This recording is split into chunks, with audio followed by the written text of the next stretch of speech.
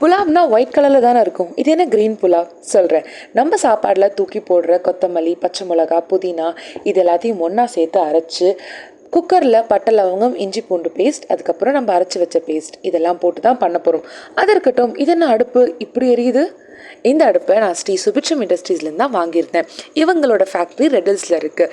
இவங்க 3 kgsலேருந்து 500 kgs வரைக்கும் stove, smokeless ஃபயர்வுட்டில் dosa தவா, கிரில் பேன் இந்த மாதிரி நிறைய விஷயங்கள் பண்ணிகிட்ருக்காங்க.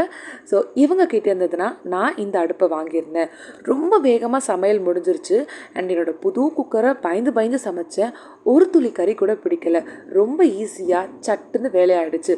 குக்கரில் சமைக்கிறதே ஸ்பீடாக சமைக்கணும்னு தான் இந்த அடுப்பு குக்கரை விட ரொம்ப வேகமாக சமைச்சிடுச்சு.